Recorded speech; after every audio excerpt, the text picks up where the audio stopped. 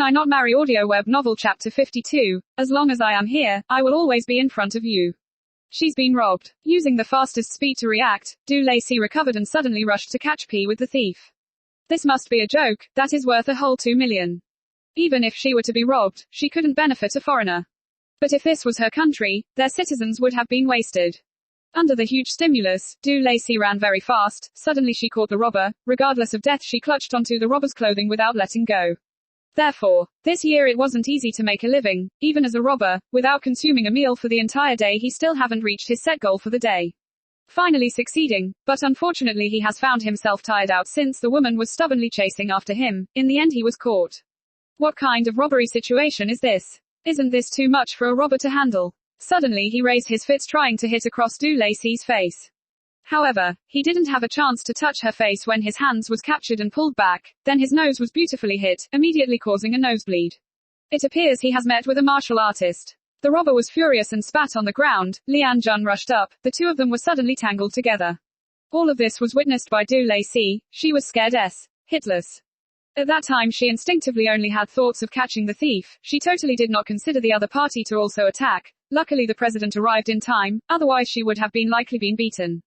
Du Lacey's heart was anxious. She wanted to rush over to help, however the two of them were tangled together. There was no way to intervene. She had no choice but stand on the side anxiously watching the battle.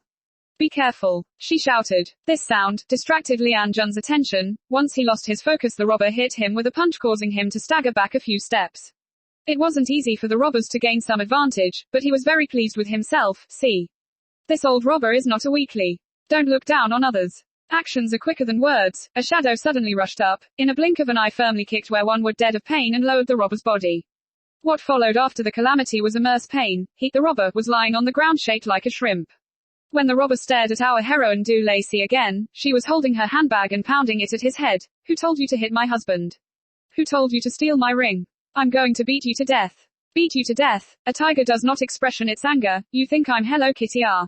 Hello Kitty wouldn't let you bully her like this either. The calm Lian Jun was beyond shocked watching on the side. Indeed he didn't marry a wife, she's Ultraman. At a critical moment she will transform to fight the monsters.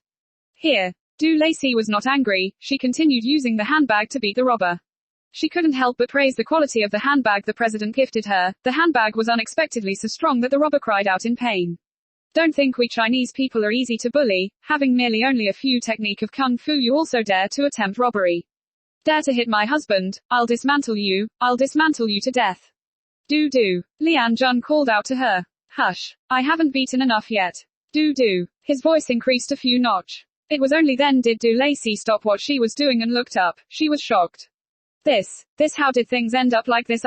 Seeing 4 or 5 figures suddenly appeared in the originally empty surrounding, the figures gradually formed a similar hunting ring of encirclement. Each of their hands held a bat. Even a youth wearing a grey sweater was holding a 30-centimeter long knife. The blade under the street light flashed and shone brightly. The coldness made those present scared witless.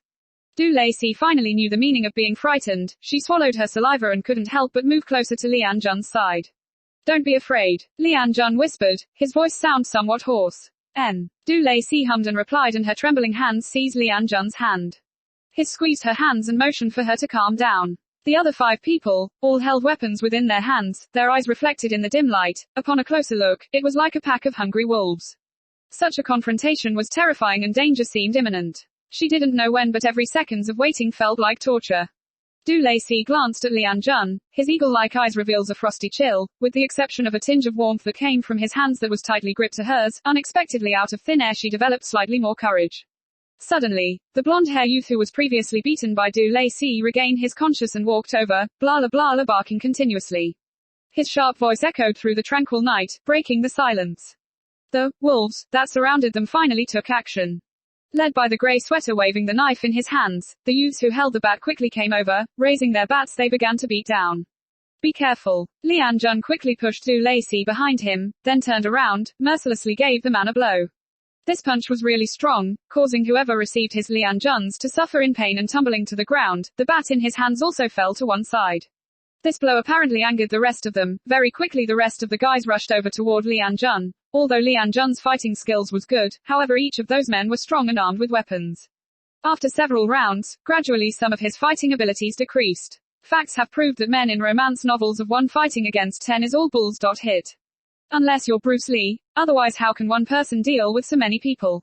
After a while, the group of men finally find a gap. While Lian Jun was unprepared, they severely hit the bat on his back. Then another person also rushed over and hit his knee alignment. That sound is very strong, almost as if it could break one's bones. A bomb exploded in Du Lacey's head. When looked at the scene before her again, Lian Jun had fallen to the ground. Hubby. Immediately blood rushed to her heart. Without thinking, she picked up the bat that had fallen on the ground and ran towards Lian Jun's side, hitting the long-haired guy's back head, causing him to jerk. This long-haired guy did not expect once a woman goes berserk, it was more malicious than a man. Once one isn't careful, you'll collapse in the ground, which happened to him. This blow also succeeded in shifting the rest of the men's attention. F***CK. Not knowing who scold, several people have rushed towards Du Lacey and surrounded her, including the man in the grey sweater armed with the knife. Clearly he was leader of the group. She saw the guy blinked at the men and said something to them before they all stopped what they were doing. Then holding the knife he made his way towards Du Lacey. The blade suffused a faint white light. Du Lacey was dazzled by the reflection of the sword's light. Her mind actually calmed down instead. Slowly she retreated a few steps towards Lian Jun. Looking down she saw Lian Jun's injury.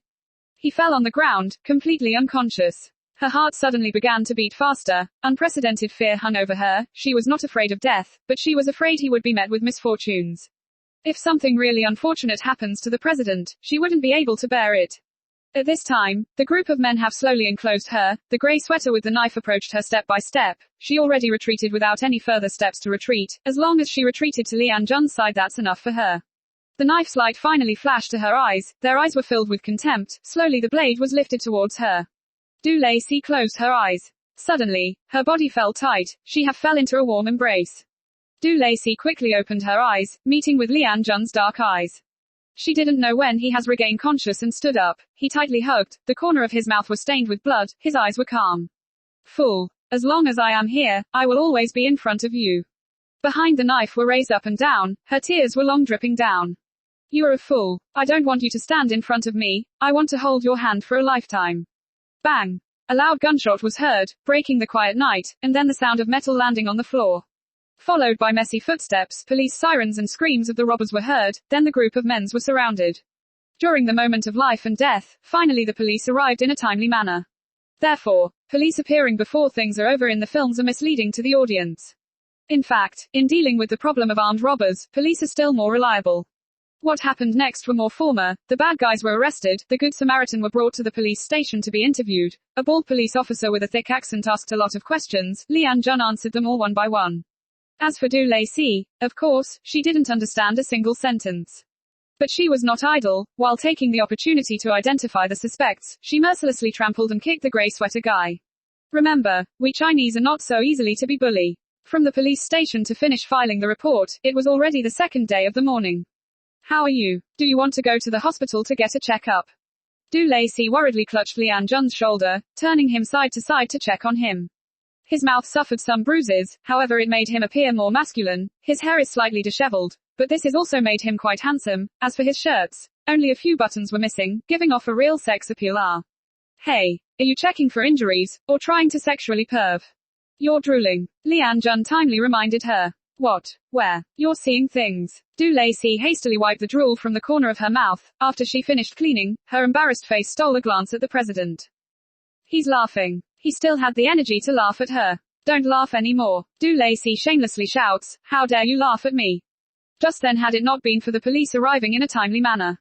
You would have. When she spoke to this point she couldn't continue as her eyes reddened and her nose turned sour. Suddenly, a big hand cupped her face and softly whispered, don't cry. Hoo. Saying this she wanted to cry even more. Before it was me who's wrong, okay? Okay, your head. Her eyes stared at the bruises on the corner of his mouth, just a little bit more and she might never see him again. Just the thought of that, she heart also couldn't help but filled with anxiety. Sorry. Du Lacey lowered her head. It's all my fault. I shouldn't have not acted rashly. Regardless of the consequences I'll run after them. I'm sorry. It's not your fault. He lifted her face and quietly stared at her red eyes behind the moonlight. If wasn't you, I would rushed up instead. Because the diamond ring is very important to me, it brought you to my side. Without it we couldn't have met. Without it I wouldn't have met the person I wanted and needed to protect in this world. Saying those words until this point, his eyes suddenly become very firm, beaming light, penetrating into Du Lacey's heart and spread in the pit of it, warming every nerve of hers. She began to speak, but she didn't know what to say, merely foolishly staring at him. It was a long time before she managed to say the next sentence, don't treat me so well. I don't know how to repay you. Idiot. Lian Jun smiled and rubbed her head. Fool. If love needs to repayment, then it is not love. However, Lian Jun suddenly moved closer to her ear and whispered, if wifey really wants to repay the favors, I don't mind if you use your body to repay me, with you on top. T_____T president, you are too excessive.